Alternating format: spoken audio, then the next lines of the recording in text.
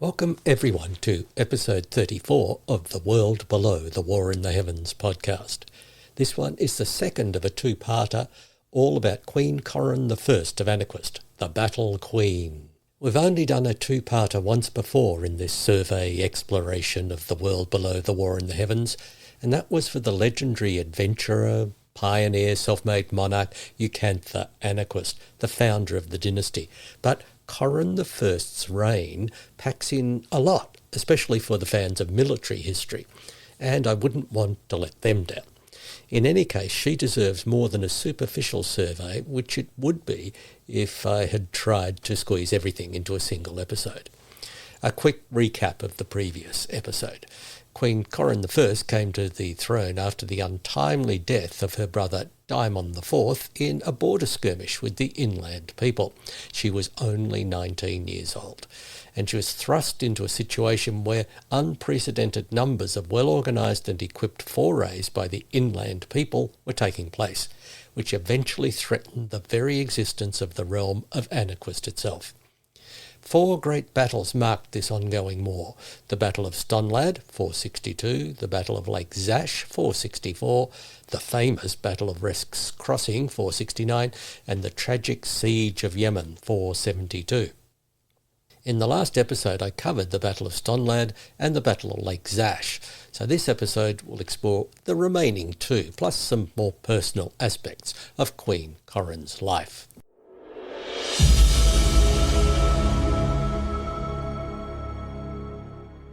The Battle of Resk's Crossing. Those who've been following from home will have done the quick maths and spotted that with the Battle of Lake Zash occurring in 464, when an entire detachment of Annaquistian troops were wiped out by the inland people, and the Battle of Resk's Crossing taking place in 469, that looks like 5 years of peace. The truth is that while these dates mark major battles, plenty of skirmishes, raids and sorties took place in between. It was a tough time to live in the border regions of Annaquist, to tell the truth. Many towns on the north and west were abandoned, with people withdrawing to the capital or towns well away from the north and west. Yemen became what it had been when founded, a solitary outpost surrounded by miles of wilderness. Its fortifications were upgraded, the garrison reinforced, and it became almost an entirely military installation, whereas prior to this it had been a thriving trading town. Patrols that had set out from Yemen had been, in the past, regular company size, lightly armed and armoured, around 20 to 30 troops. But after a number of disasters and near misses, any patrol setting out from Yemen after the Battle of Lake Zash, 464, was made up of 100 to 200 troops, mixed infantry and cavalry, with support staff, of course.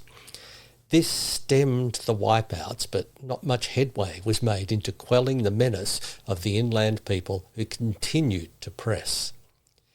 It's not really remarkable that everything becomes clear in hindsight, and Queen Corin and her senior army commanders must have looked back after the Battle of Resk's Crossing and admitted, yeah, we should have seen that coming.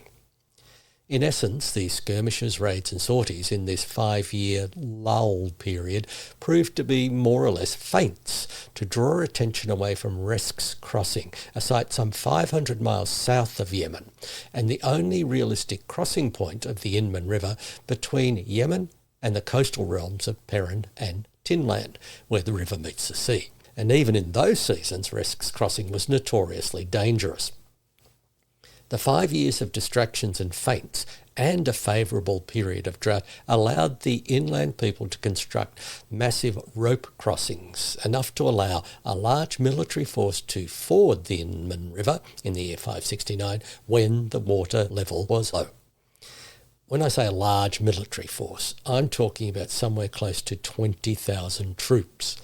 Some of the contemporary sources put the figure as high as 80,000.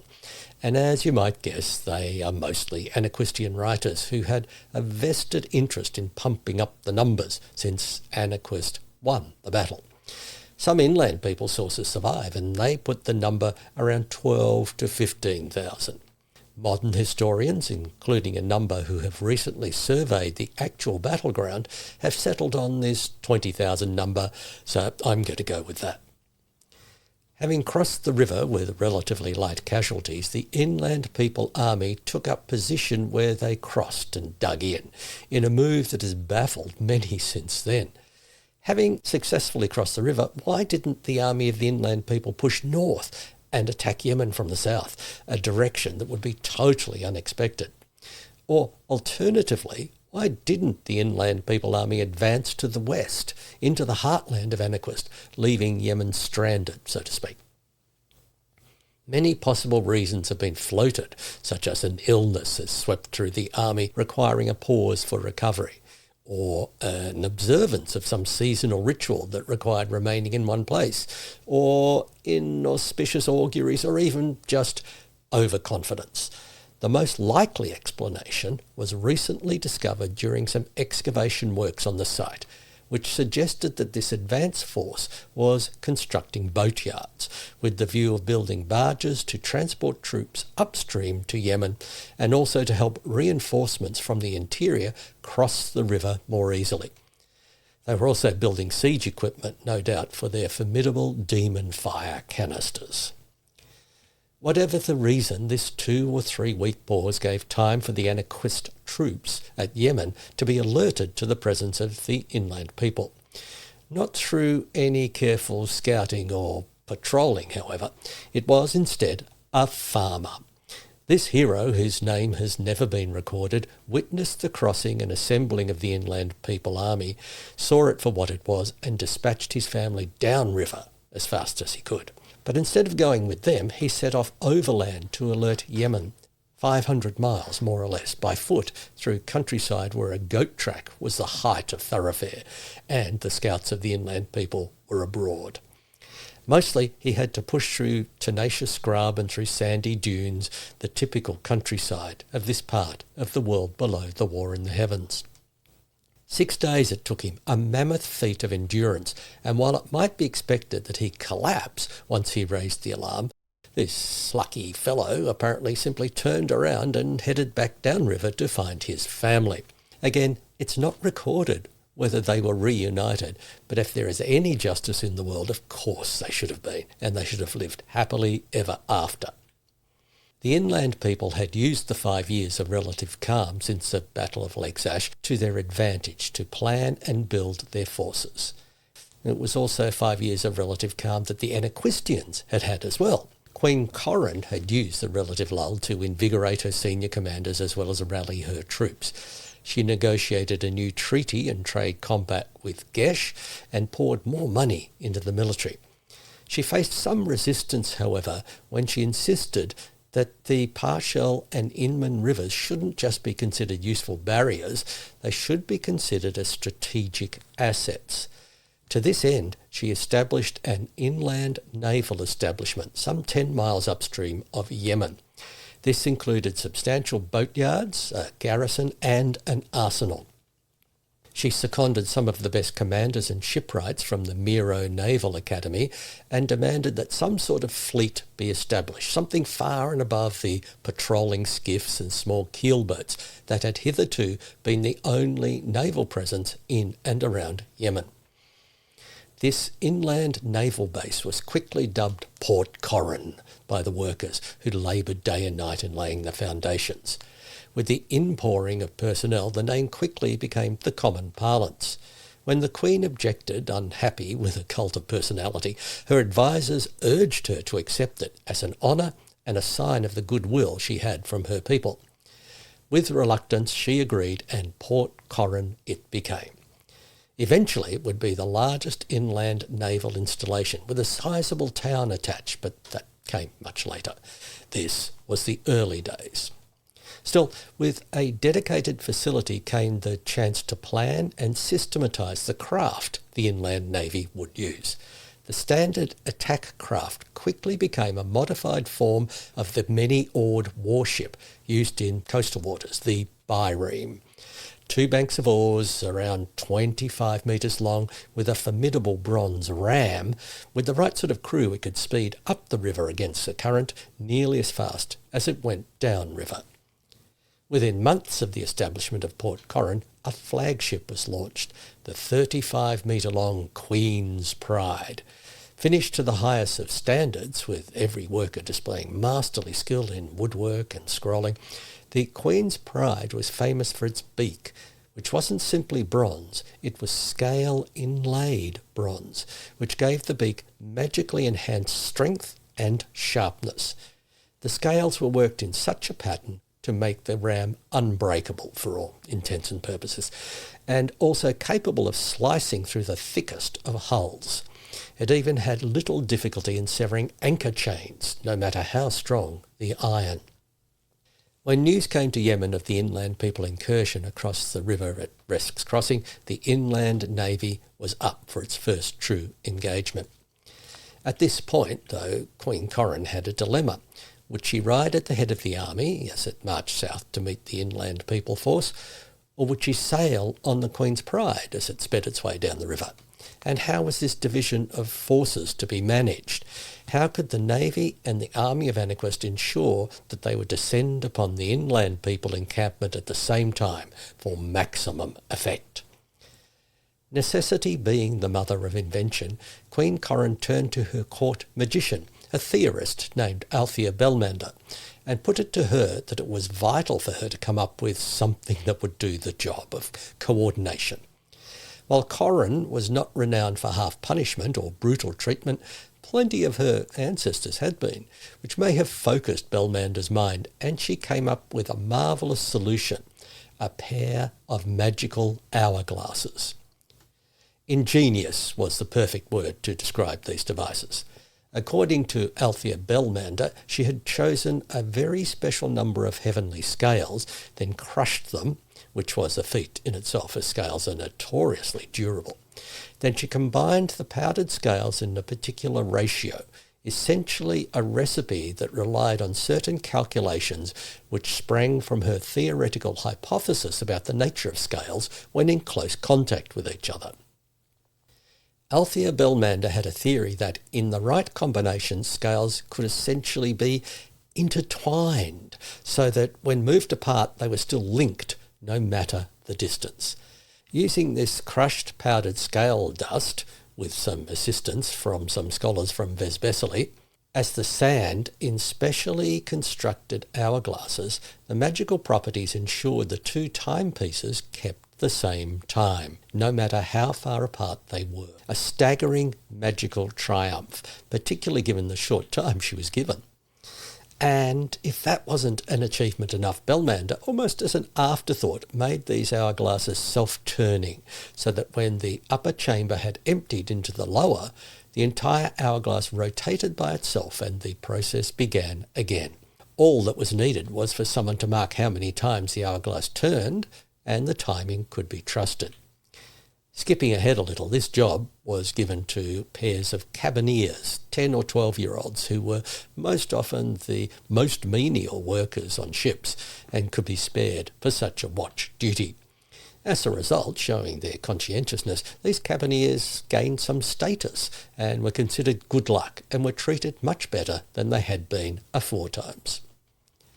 Considerable discussion and negotiation was undertaken to estimate marching times, current flows, the changing shifts of oarspeople, and an hour after noon 4 days hence was agreed upon. The work of Althea Bellmander solved Corin's first dilemma in that she couldn't resist sailing on the Queen's Pride, and the captain and crew were more than happy to have her aboard. There was one last hitch, though. Her sister, Sendia, who had been studying at the Naval College at Miro, appeared at the gates of Yemen just before the expeditionary forces left. She was dusty but exhilarated at the prospect of joining the inland navy. Corin couldn't countenance her being part of either force moving out to meet the inland people, though. What if they both fell? How would that leave the realm? Sendia was stubborn and insisted that it was her right as a royal princess, and she was the only one who'd been trained in naval warfare after all.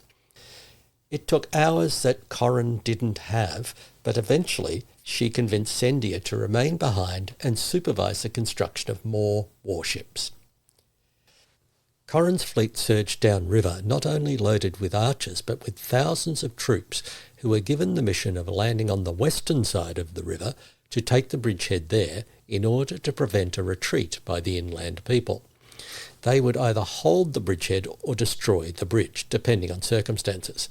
The fleet would then cross the river, which is more than a mile broad at this point, and become essentially weapons platforms to send volleys of arrows into what was hoped to be the rear of the inland people force, it having been pushed back against the river by the Anaquistian land army. It may have been the 19th century German Field Marshal Helmuth von Moltke who said, "A battle plan never survives first contact with the enemy."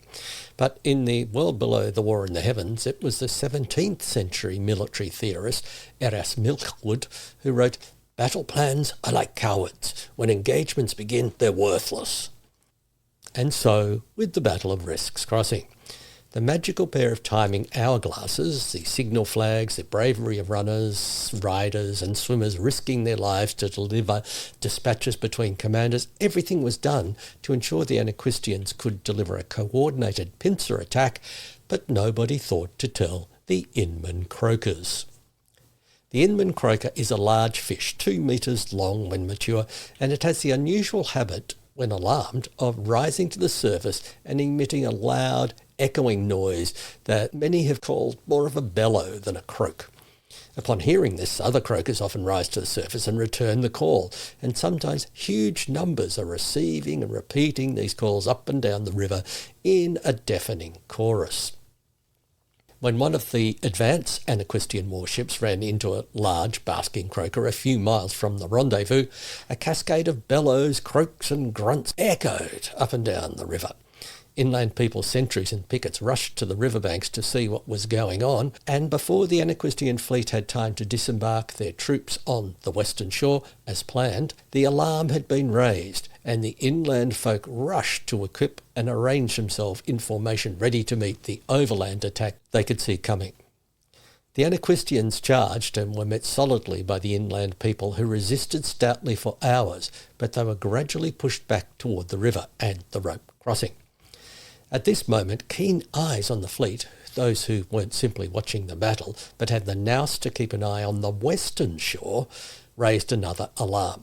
A sizable force was approaching from the interior, the huge size of the approaching dust cloud suggesting that this was a mighty army in its own right.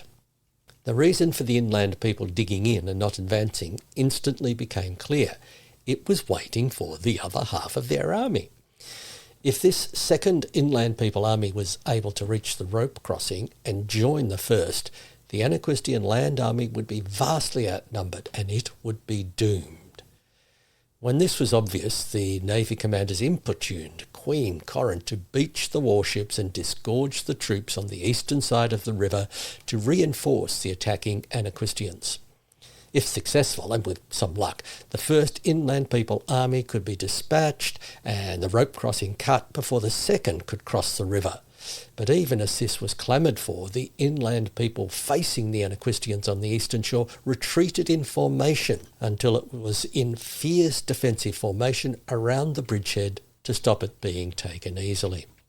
Queen Corin instantly saw what was going on and hushed her commanders, who by this time were arguing among themselves as to the best course of action.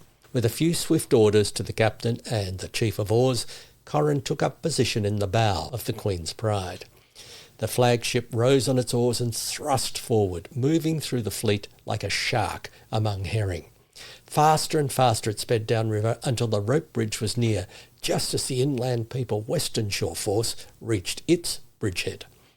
It's a matter of legend that all fighting stopped at that moment, with every soldier staring as the mighty warship, its scale-armoured beak lifting clear of the water with each stroke of the oars, lunged and cut through the rope crossing, cables parting with whip cracks, and the entire structure fell apart. A mighty roar went up from the Anaquistian fleet, and sailors chanted Queen Corin's name until even the croakers slunk away into the depths. The fleet disgorged its troops on the eastern bank, and soon the inland people there were surrounded. While their compatriots on the western bank wailed and tried throwing a few canisters of demon fire across the width of the river with little success, the eastern force surrendered and Queen Corin was hailed as a hero. And here's another aside that needs to be brought up in these sort of cases. What happens to thousands of enemy combatants when they have surrendered? In these days, in the world below the war in the heavens, there was an obvious answer. For the top brass, the senior officers and so on, they'd be ransomed. And this was the case with the inland people. But what about the huge numbers of ordinary soldiers? In some realms on the continent, the answer was also straightforward. Either enslave them or massacre them on the spot. Aniquist, though, had always abhorred slavery since the earliest days of its establishment, and Queen Corin was one of the more humane rulers in this early history of the fabled realm. She wouldn't countenance slaughter, and she scolded the commanders who suggested it. Eventually, an arrangement was made with the far southerly island realm of Jalox, where the inland people's soldiers would be sent to become part of their navy or army for a 10-year period. If they refused, well, then a quick death was promised. Almost all chose the enlisting in the Jaloxian military. A few chose death, then reconsidered when the blades started sharpening.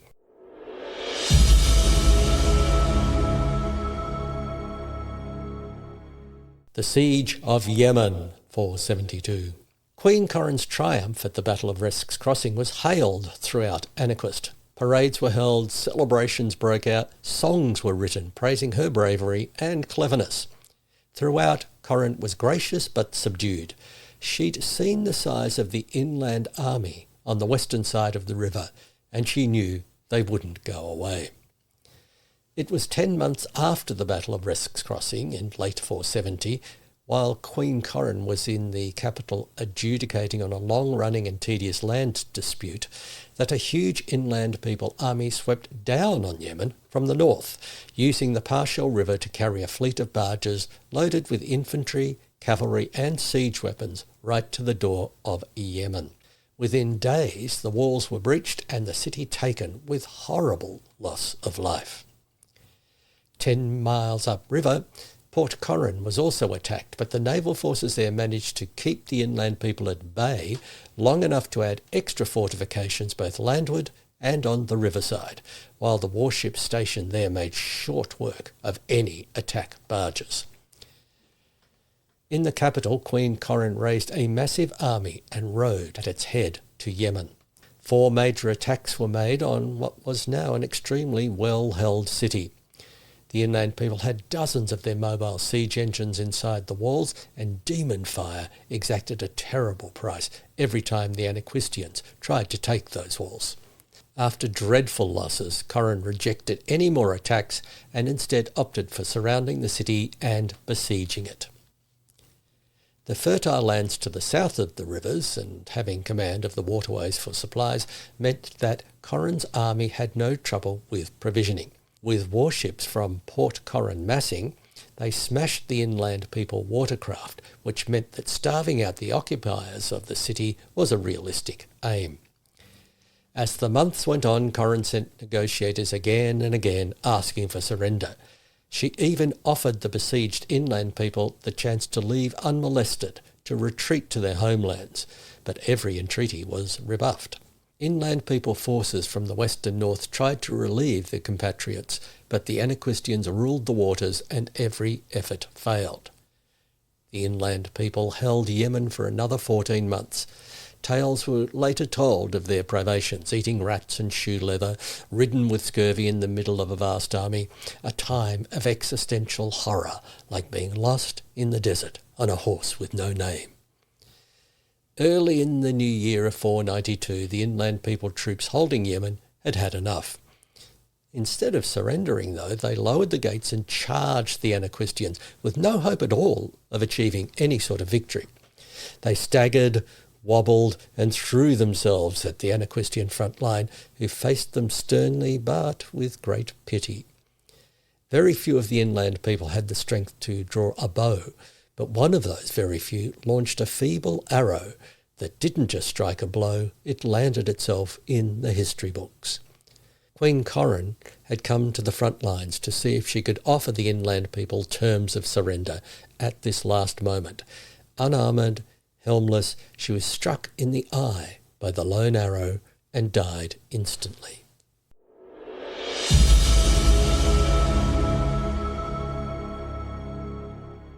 Personal life. Corin may have been dubbed the Battle Queen, but it wasn't a title she sought. In her childhood, she preferred pursuits like music and very fine mosaic work with heavenly scale fragments, the work known in Anaquest as splinter work. She was one of those who understood the nature of responsibility, though, and when her brother's death thrust the crown on her, and then the attacks of the inland people became more and more of a threat to Anaquest, she rose to the challenge. Once she took on this role, she never shirked from battle, and she was always near the front lines, which sadly led to her downfall, as we've seen. Her soldiers loved her and loved seeing her ride out with her battle standard. Coins from her reign show her with long shoulder-length hair, which probably wasn't the case when she actually went into battle. She had the stately good looks that ran in the family, but several sources note that she had the best dimples of any of the early Anaquestian monarchs. Corin had one child, a daughter, Iona, who was born only months before the queen died. Her partner and the baby's father, Caligeris Jason, was a magical theorist working in the Hypogeum. He had been the carer of the infant Iona and, though distraught, continued in this role after his partner's death. After some disquiet and concern from some prominent families, Corin's siblings Sendia and Ascot supported the infant Iona as the heir to the throne, with them as joint regents, an arrangement that found favour with Queen Corin's Council of Advisors and the people.